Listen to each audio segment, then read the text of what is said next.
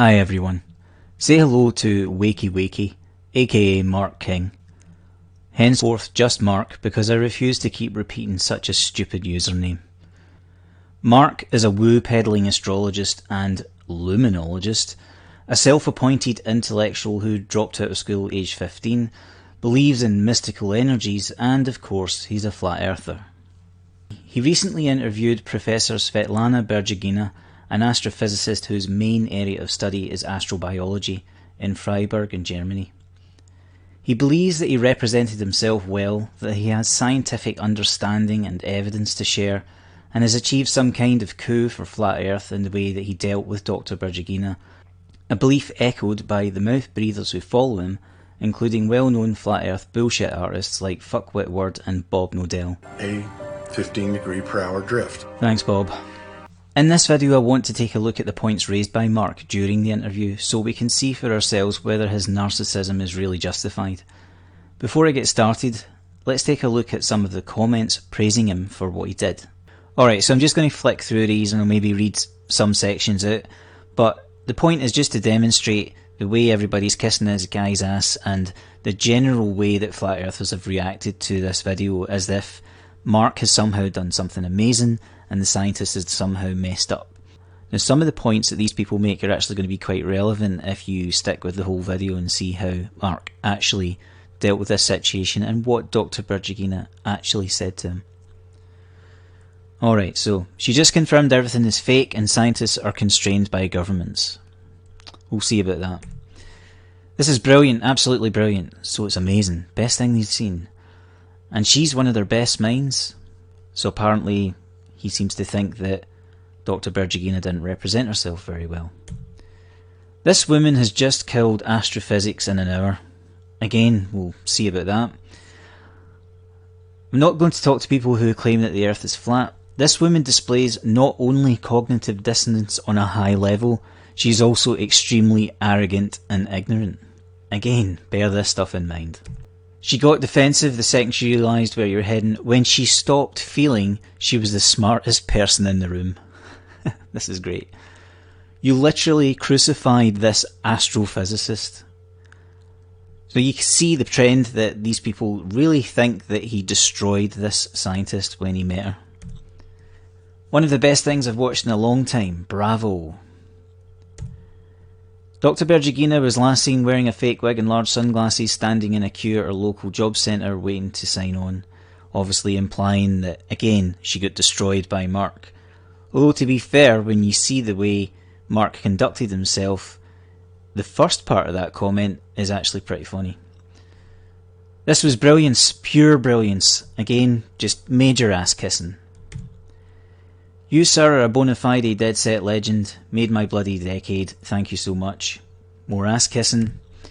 Well done, mate. This is how it's done. I watched the whole interview and you had her stumbling to give proven answers or explanations. Again, we'll see about that. Great insight on how brainwashed can be. It's kind of sad, really. She thinks she is a scientist. The irony in that one is really good. Downloaded epicness like this shall live forever. And they're totally lapping this up. This is the way to do it, my friend. I thank you so much. You are insanely amazing. Blah blah blah. More ass kissing. To get that interview was true genius. You absolutely shredded her to pieces in a level-headed manner. Again, bear this stuff in mind. Lovely ironic statements coming from the flat earthers here. Mark, that was brilliant. Groundbreaking stuff as usual. I loved the ending, etc, etc. And then he implies with his last part that she's only interested in sticking with what she's been indoctrinated with. Again, this is something to bear in mind when we see how Mark conducts himself. Bravo, this interview was amazing and it gave me chills just to hear how against science these scientists actually are. Yet again, we'll see how that goes. What an absolute goddamn hero. You, sir, have rightly secured legendary status.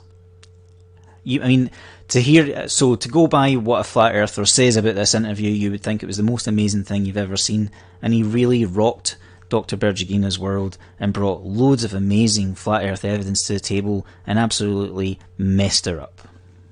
Alright, here we have Nicky Boy.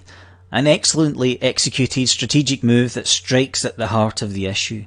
What you have done here is on a much higher level than dealing with mindless trolls. But oh, I love the way people like Nick talk about other people like they're mindless trolls. But at the same time, her responses clearly demonstrate the same unquestioning Dunning-Kruger mindset. Bear the Dunning-Kruger thing in mind. You, sir, have raised the bar. Man, this guy must have done something really amazing. And finally, good old Bob. A 15-degree proud. Okay. Right. Oh my god, Mark, this is beyond priceless. You were absolutely masterful in this interview, sir. Definitely one of your best videos yet. I noticed you asked for people to share this in your pinned comment, so I'm going to mirror this, etc, etc. He can't kiss his ass enough. He's fawning all over him, and he can't wait to share the video. This is truly a masterpiece, Mark. Awesome job, sir. Bob is a happy bunny. So as you can see, flat earthers are fawning over themselves, desperately kissing Mark's ass as though he is some kind of flat earth hero who destroyed this accomplished astrophysicist during their encounter. Now, before I get to the interview itself, I want to share two small clips from a lecture Mark gave in Zurich, which will establish exactly how much Mark understands about astrophysics and exactly where his beliefs place him in terms of being either a scientist or a pseudoscientist. So, a quick look at the sky luminaries. The sun. I don't know what it is. I don't know. I could theorise for hours, but don't know what it is. A high frequency, maybe interdimensional projection, we don't know what it is. But it acts like a rainbow. Everyone who looks at it gets a different experience of it. So if I stand next to you and we both look at the sun, you'll see something a little bit different to I will. Everyone sees it a little bit differently, and that acts like a rainbow. The sun also creates this annulema over the course of a year. This again doesn't really work on a globe with the 4 crazy motions. This works very well on this map. But when you actually get the best telescope you can get, this is what you see. Something in the sky, a luminary. These aren't moons, these are luminaries, and they just follow Jupiter around. So Jupiter's moving, and these little lights just say, yeah, I'm going to hang out with you, Jupiter. There's nothing to believe they're a moon. They're just lights in the sky that hang out with Jupiter. Yeah, well, I'm sure this admittedly ignorant pseudoscientist has many intelligent, scientifically valid points to make when given the opportunity to speak to a real astrophysicist. Okay, so the full interview is an hour long, and it takes more time to both listen and comment than I would like. I did set out with the intention of cutting it down more, but I feel like it's important to show the entire exchange and address it to avoid looking as though I'm cherry-picking moments from the interview to suit myself. To begin with, before playing the interview audio, Mark sets the scene by explaining how he obtained the meeting. I wanted to interview her, but how? I thought about it and I created an alias, David Howard from Oxford University Media Society, and created some online material supporting this front. After some well thought out, tricky and delicate emails, I got the appointment, and with the backstory that I was collecting information for young students at Oxford. Straight away, what we see is that the first thing Mark does is engage in fraud. He had to trick someone into meeting him under false pretense. He employs lies and dishonesty in order to represent himself and Flat Earth. So we're off to a good start in setting the tone for the rest of the video, and in his preamble he provides this exceptionally ironic information for his viewers. Also know of the Dunning-Kruger effect, a cognitive bias in which experts mistakenly assess their cognitive ability as greater than it is. It's related to the cognitive bias of illusory superiority. So, a flat earth believer, practitioner of pseudoscience, a peddler of mystical woo, a liar and fraud who believes he has a better understanding of cosmology and physics than the astrophysicist he's about to interview, is warning others of the folly of Dunning-Kruger with a straight face. Excellent! Let's see what outstanding information Mark can bring to the table when given the opportunity to discuss science with a real scientist. Great. I've got a few questions for you, mainly going to go to teenagers. They're probably questions you don't hear often, or you probably heard when you were a lot younger. This is one of my favourite parts of the video. What you just heard was a grown man in his mid-40s having to pretend that the questions he is about to ask on behalf of a group consisting mainly of other midlifers are actually questions from teenagers and younger children. He has to preempt the naivety, stupidity and ignorance inherent in the questions. This is a fantastic expose of the childish mentality of flat earthers, and it's certainly revealing that Mark is aware enough of this fact such that he feels the need to disguise their true origin when speaking to a real scientist. If he had full confidence in the material he was about to present, he wouldn't have to pretend that there are younger, more inquisitive and perhaps less well-educated minds responsible for asking these questions in the first place. Instead, he reveals a lack of confidence and further demonstrates his intellectual dishonesty. The first one I'm going to ask is, it is said that a spinning atmosphere has no border, there's no physical border between spinning atmosphere and the vacuum, and the atmosphere gets less pressured and becomes the vacuum of space. At what altitude would you say that the atmosphere stops spinning? So gravity, they say, pulls the air molecules to the Earth, but there's still some atmosphere molecules higher up. Yes. At what altitude would you say these atmospheric molecules stop spinning? So, his opening question is simply a slight variation on a classic flat earth meme we're all very familiar with. How can we have an atmosphere next to a vacuum, etc.? It is modified to include an incredibly abstract question which is not easy to answer due to the complexities of calculating all the variables involved. He also conflates different forces and motions, making the question even less sensible. It is a red herring designed to generate a non-specific response, so that one can then claim the inability to give an accurate answer is a failure of the opponent. You may as well ask, how high does a single smoke particle rise?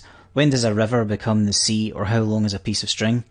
Questions which are equally unanswerable with any precision and just as vapid. So straight out of the gate, we have a bad meme and a lame attempt to undermine the interviewee's knowledge, delivered in the form of a poorly constructed question. Now, bearing in mind the claim being attached to this video by its author, and the drooling sycophants who are praising him, let's see if Dr Berdyugina is able to cope with this pointless and poorly phrased question. Well, this is, I would formulate this question that, yes, okay. So the atmosphere spinning and gravitation forces for molecules. These are two kind of different, let's say, forces, yeah? So the spinning allows molecules to escape, actually, at certain heights, yeah? Okay. So they can spin and escape at some point. They escape through collisions also. There's the additional forces, they collide. So They collide with each other or Yeah, with with each parts other. of the vacuum? With each other. Okay. So in order to understand when the atmosphere ends, kind of, yeah, not like having a sharp border, but what we call atmosphere below and no atmosphere above. Yeah. Actually, there's another term called exosphere. Okay. It's nothing to do with exoplanets. Yeah. It was terminology before exoplanets were discovered. It's called exosphere. So that part of the atmosphere which escapes.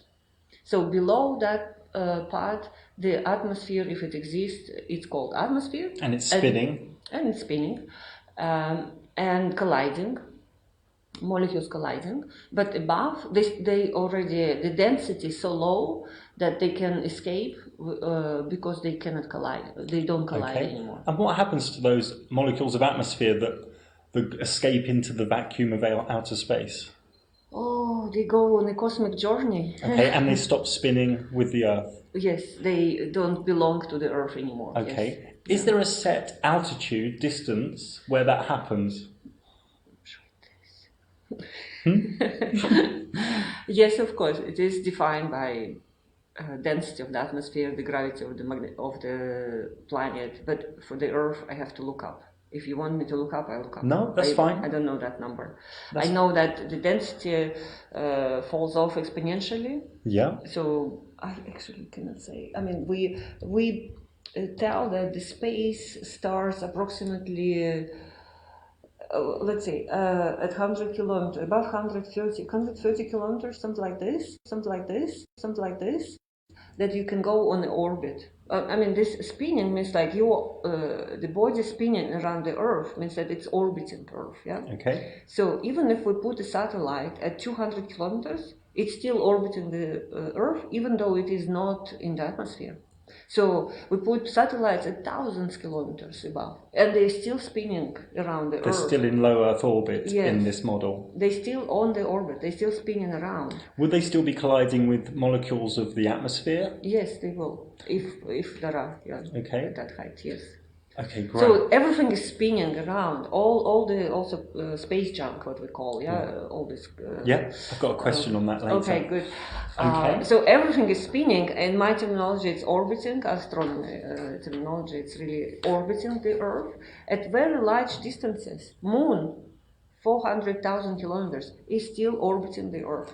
And this would also collide with escaped atmospheric molecules from the Earth? Yes, and it also collides with the escaped molecules, and not molecules in this case, but more like particles and atoms from the sun, Okay. which is called solar wind. Okay. Yeah. Okay. It's like hard to, I mean, the atmosphere definition is that, okay, when the molecules can escape, the atmosphere ends. You have to look up this number, for the Earth, I don't know. But it's kind of arbitrary and it's kind of hazy. Yeah, exactly, it's just escaping.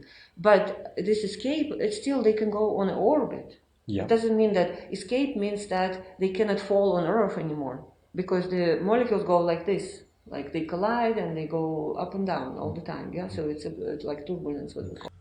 Immediately the Doctor identifies the problem with the conflation between gravitational acceleration causing a pressure gradient and the rotation of the atmosphere, and she then points out that kinetic energy plays a part in allowing gas molecules to achieve escape velocity. She cuts through his nonsense and gives an accurate response based on a comprehension of physics which Mark clearly lacks. Mark then interrupts with an exceptionally ignorant question. The astrologer who fancies himself the intellectual better of a working scientist asks if gas molecules will collide with parts of the vacuum. In doing so, he reveals just how out of his depth he is on this subject, and this really illustrates the mentality we are dealing with, not only with Mark himself but with flat earthers in general. Remember, Mark. Also know of the Dunning-Kruger effect, a cognitive bias of illusory superiority. Following on from this, Dr Berdyugina describes the way the atmosphere thins out and the gases become rarefied enough that individual molecules begin to escape, but points out that being out with the atmosphere doesn't mean out of the influence of the Earth's gravity well. So far so good. She's given decent answers and working around Mark's incompetence pretty well, but Mark tries clumsily to push her on this foolish question of when does it stop spinning, and then follows up with yet another example of his unadulterated ignorance by talking about the vacuum of space sucking while doubling up on that idea with a complimentary meme. So all in all, what we can see is that Mark is thoroughly clueless where even the most basic physics concepts are concerned. He asks childish, malformed questions and parrots memes which are some of the oldest and most ignorant to be found in flat earth. Bad enough that he doesn't have a clue what he's talking about, but he is like a newbie who just read Eric Dubé the day before the interview, pushing the weakest and most stale memes. He couldn't be any further removed from the level of sophistication he ascribes himself. Remember, Mark. Also know of the Dunning-Kruger effect, a cognitive bias of illusory superiority. Honestly, we could end the video right here because it is unavoidably the case that someone so ignorant and uneducated stands no chance of improving as the interview goes on. However, it's best to show how poorly he continues to perform and give everyone a chance to see how Dr Berdyugina coped with each point raised throughout the interview. So let's move on. And the reason in mainstream astrophysics that the vacuum doesn't suck out the gas is because gravity is holding the gas to the Earth. Yeah, exactly. Because everywhere else in science, when there's a vacuum and gas, it equilibrates. Yes. If you just take without gravity, then they start to mix. Yes. Okay. Mm-hmm. Our survey said... So this section is finished off with him essentially regurgitating the nonsense we keep hearing from quantum eraser Nathan Oakley et al. The blissfully ignorant confusion between the way gases behave in a local container and how the atmosphere itself is composed and behaves due to the effects of gravity. Mark continues to try and mock the answers given to him by seeding his video full of insulting memes, but Dr Berdyugina rightly makes the necessary distinction in her reply. So far, the astrophysicist is doing fine, and Mark continues to overestimate his own intelligence while stumbling along through his indoctrination with flat earth memes. On to the next question. It is written in astrophysics that the rotation of the Earth is due to, we can't feel it because of constant velocity. Now, one astrophysics guy I met, he said there are two constant speeds. Let me show you this. Yes. A bit like this fairground ride. Yes. And some people I know looked at some rotation physics, and they said if you're on the edge of this, you would be experiencing acceleration and deceleration. It's only the middle point that would experience, like the wizard in the middle. The wizard would be constant velocity, but if you're on the edge, you get acceleration and deceleration because of the two constant speeds. How would you answer that? You mean why this happens? Or Well, surely with the rotation of the Earth, yeah, and because it's going around the sun at 66,000 miles an hour, yeah. we'd be experiencing deceleration and acceleration. So think of this fairground ride. Pick one human being. So pretend that's the Earth. So you want to include all the velocities involved, also Earth Just two. rotation. The Earth rotation on its axis, 1,000 miles an hour, and 66,000 miles an hour around the sun. If you're on the edge of this sphere, like a human being, you would surely be experiencing deceleration and acceleration. Exactly. How does astrophysics at your level explain that? As we move on to the next point, we can see we have yet another meme, and yet another demonstration that Mark doesn't have any physics education. What's more, consider the way he phrases his statements. It is written in astrophysics, and one astrophysics guy I met, etc. It is the kind of terrible phrasing one would expect from someone who is out of their depth. In this example, he makes a string of statements, then ends as though he was asking a question, causing more confusion for Dr Berdyugina. And remember, she is not a native English speaker, so more care should be taken to be clear and concise, as she has to interpret each question she hears and the answers she needs to give. Amongst other things, this could be considered an underhanded way to obtain an apparent victory over her, by making her seem unable to answer a question when it is actually the delivery of the supposed question which is faulty. Well, it's gravitational forces. So one gravitational force you have towards the Earth center. So this is gravity of Earth, and that what holds Earth together. And when it rotates, you experience this acceleration on the edge of the Earth and the gravity towards the Earth. But when the Earth goes around the Sun, there is gravitational force towards the center of the Sun. So two gravitational forces produce this effect of acceleration and deceleration combination. Bingo! Yahtzee! Is that your final answer? Our survey says... But wouldn't that mean we're not at a constant velocity, so humans should feel the rotation of the Earth?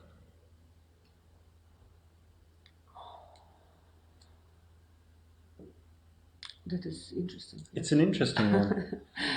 Yes. The astrophysicist I met, he did a model showing that it should show acceleration and deceleration. So I could actually show you a video where this goes around the sun, and it shows, and even you can go onto the International Space Station, which is orbiting the Earth, and this also should be showing acceleration and deceleration due to the two constant motions, just like the fairground ride.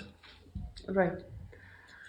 Well, probably need some homework. Yeah, I need some thinking. But it's an interesting one, yeah? It is an interesting question, yes. We usually think, that the pull, we have to compare this acceleration to the gravitational pull. Okay. That I would start with. Because velocity is one thing, but acceleration is the other thing. So we have to compare acceleration due to rotation to the acceleration due to gravity. Yeah. And it's very possible that gravitational acceleration is lighter. That's why we just don't feel this side. I think we would need three different answers. One for the Earth, one for the International Space Station, and then one, imagine an astronaut outside the International Space Station. Yes. How would he be staying with the space station? Because they're all doing this they're all acting under these two constant forces, two constant motions. Exactly, yeah. So this is a question I can't get answered. It's a very interesting one. Yeah, but in this case, space station and the astronaut in space, They are like we call it probe particles, free particles to probe the gravitational field. Yeah. So they will orbit the Earth because of the gravitational pull of Earth, but together with Earth, they will move around the Sun. So, and that is because the gravitational acceleration of the Earth to the Sun is much larger than gravitational acceleration of any of us to the Earth. So they just don't notice it? Yeah, they don't notice this. Okay. So that is, I think this, of course, the rotation around the Sun, orbiting around the Sun, it's a huge velocity, but we're so pulled to the Earth that this Earth to the Sun is somewhere. Our survey said... Now, this particular meme is yet another old one that continues to be repeated by Flat Earth, and a lot of time could be spent on it. I need to summarise as much as possible, but while making several points. I actually recently uploaded a video with someone else making this same argument. The Flat Earth troll known as Ute has been repeating this question for over 2 years or more. And more recently Chris UK, amongst others, has brought it up as though it's something new. So yet again, we see how much of a parrot Mark is.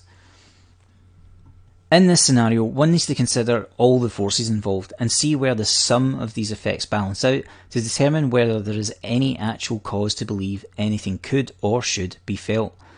But what you will notice is that, like every other Flat Earth parrot who regurgitates this nonsense, Mark is unable to pose the problem honestly with a valid analogue for the Earth, and at no point will you hear him mention anything relating to the actual physics involved here, such as tangential velocity, the sum of vectors, centripetal force, or anything else that one might expect from one who actually understands the problem. The entire argument is therefore one of ignorance and incredulity, and demands that the person being asked the question must supply all of the data that Flat Earthers themselves are unable to provide because they have no clue what they're talking about in the first place. Now, I'm no physicist or mathematician myself, and I don't pretend that this is a strong subject for me, but in these situations it's my policy to make Flat Earthers stop being so damn lazy and do some work for themselves. A few months back I encountered one of the many people making this same silly argument. In this case they talked about using a teacup ride instead of this wizard thing that Mark is showing. So in response, because I'm sick of hearing about it, I calculated what the speeds involved would be for a scaled teacup ride, which I then passed on to see if the Flat Earther could then provide me with the acceleration values to match, because if they claim we ought to feel something, they ought to be able to tell us what it is we should feel. And if they can't do that, then they don't have an argument, just confusion and unjustifiable assumptions based on an ignorant belief. Assuming the diameter of the ride matches the length of an average family car, the ride would move at the heady pace of around 7.5 centimetres per minute, accelerating over the space of 6 hours to the breakneck speed of 8 centimetres per minute, as the teacup containing the passengers spent a year travelling around a 32-mile circumference track. The same applies to this wizard ride that Mark presents to Dr Berdyugina. Instead of the silly speeds it actually travels at, all we have to do is consider the ride spinning about its axis once every 24 hours, while it takes at least 6 months to travel from one end of the track to the other. Suddenly, the idea that we should feel acceleration and deceleration tends to fall away when you realise just how small the forces involved would be under the correct conditions. To compound this problem for Mark and the rest of Flat Earth, neither he or anyone else is ever able to offer an explanation of how we would feel these changes in acceleration and what magnitude they would need to be in the first place in order to be felt. You'll never see any Flat Earther give acceleration values whenever they present this meme, and they always use linear velocities such as 1024 mph at the equator, belying the fact that they have really no idea what they are talking about. On the other hand, once again, Dr Berdyugina manages to work around Mark's incompetence with language and relay the correct idea to him regarding accounting for the various forces involved to see which one takes precedence, to which Mark's only response is childishness because he lives in denial thanks to being wholly ignorant. Yeah. In the 1700s, on the same theme, James Bradley did an experiment which was redone in 1871 by a G. Airy. Obviously this is a long time ago. and also the Michelson-Morley experiment in 1887, all these detected no rotation of the Earth. It's a bit of a silly question. They detected no ether. No ether, I've read this. Yes, no motion of the Earth with respect to the sky. Motionless ether. That's the measurement. So they disprove that there is ether. Okay. Yeah, this could be interpreted in many ways. Continuing the trend, Mark now invokes some of the oldest flat earth memes and proves himself to be a complete liar yet again by claiming wrongly that they were attempts to detect Earth's motion, when the truth, as Dr Berdyugina points out, is that they were concerned with the existence of the luminiferous ether, in particular ether drag or ether wind. If anyone actually takes the time to read the papers associated with these experiments, they would learn that none of the scientists make any conclusions that fit with the lies being parroted here by Mark. The experiments were concerned with changes in light that might be induced by the medium through which light propagates, with the assumption that moving through that medium would be akin to moving through a fluid. In each case, the motion of Earth itself is already known and accepted to be fact. It says so much about the ignorance and or dishonesty of every flat earther who makes these false claims that they ignore or omit so much information related to the scientists involved and the details of the test. For example, Michelson-Morley already knew the Earth orbited the Sun and rotated, and actually relied on these facts and incorporated them into the test, performing tests 6 months apart to provide maximum separation distance due to Earth's orbit. George Airy, whose telescope tests they cherry-pick and misrepresent, was an accomplished astronomer whose work relied entirely on the understanding of a heliocentric solar system controlled by the effects of gravity. He made attempts to measure the density of the Earth, which relied upon the concept of Newtonian gravity. He measured the radii of the poles and equator, confirming the Earth to be an oblate spheroid, and was one of a handful of people who were involved in predicting the existence of Neptune by calculating the gravitational effects of an unknown body upon the motion of Uranus. As with all flat earthers, Mark merely parrots false information, cherry-picked to fit the flat earth narrative, and ignores all other information which goes against that narrative, because it completely and utterly destroys their claims. It is pure, unadulterated propaganda peddled by abject liars, and Mark is no different from anyone indoctrinated by that propaganda. So far, he has yet to demonstrate a single scrap of intelligence, knowledge or honesty, while Dr Berdyugina continues to correct his ignorance. So what scientific method, instrumentation or experiment would you say proves the Earth is rotating? What would be your first, number one best proof if you were doing a lecture? That we see sunsets and sunrises, Okay. moonsets and moonrises. Yes. Now Mark attempts to get to the punchline by asking how to prove the Earth rotates. For those in the know, you can recognise the influence of Oakley and Quantum Eraser yet again in the rather badly framed question, as he tries to introduce the restriction of employing the scientific method. Again confirming that he's not just a parrot for newbie flat earth memes, but a programmed mouthpiece for other flat earthers who are equally as ignorant of science, and in Oakley's case, not even a flat earther, just a charlatan trying to con people out of their cash because he is too lazy to get a real job. This speaks volumes about Mark's discernment and intelligence in my book. Once more, Dr Berdyugina responds correctly with one of the simplest examples of natural phenomena that anyone can test for themselves, a key component of science, repeatability, by referring to sunrise and sunsets, moonrise, etc., something which to this day no flat earther can begin to explain satisfactorily, especially not with anything that could be considered scientific. Instead, we get the kind of woo that Mark himself relies upon in his lectures, bizarre claims like the sun and moon are just holograms, and a myriad of excuses based on sheer ignorance of optical effects like perspective, etc. But let's see where Mark goes when faced with such a simple, straightforward example.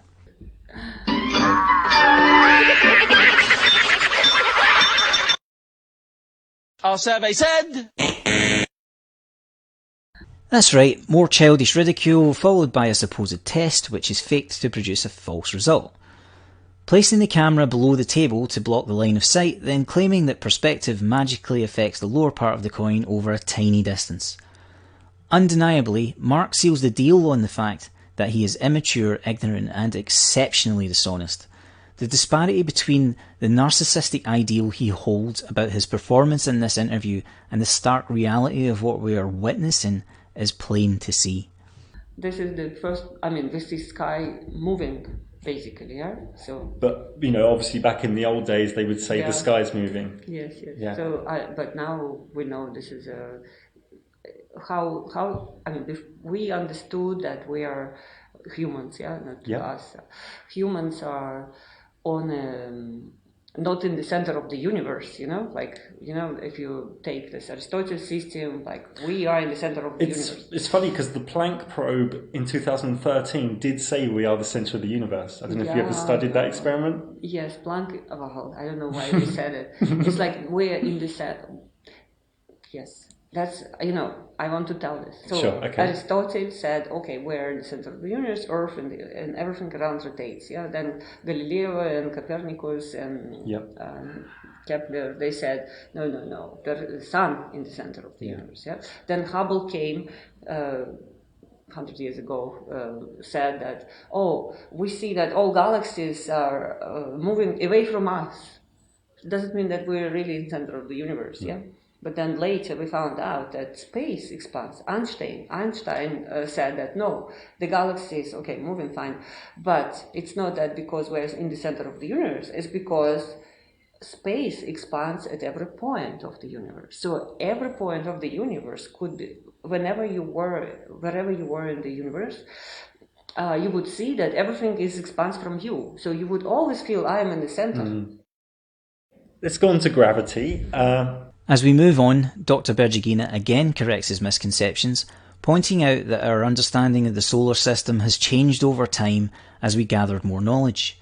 This is very much what science is all about, adapting to new information and discarding inaccurate theories in order to better explain what we observe.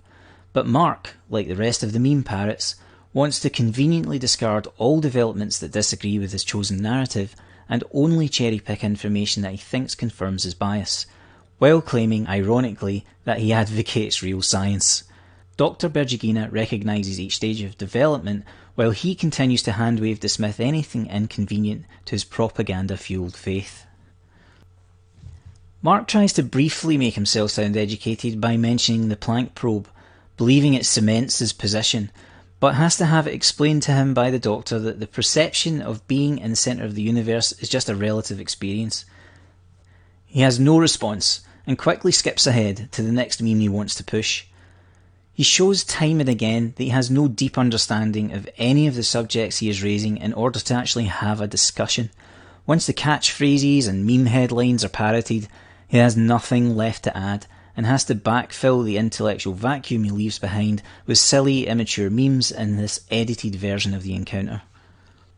Thus far, the trend continues, whereby the astrophysicist is able to respond to each point, while she has to work around the general ignorance and incompetence of Mark, and as he pushes meme after meme laced with dishonesty, she answers honestly with knowledge of each subject, and is humble enough to admit when she doesn't have a full, detailed answer to give at the time.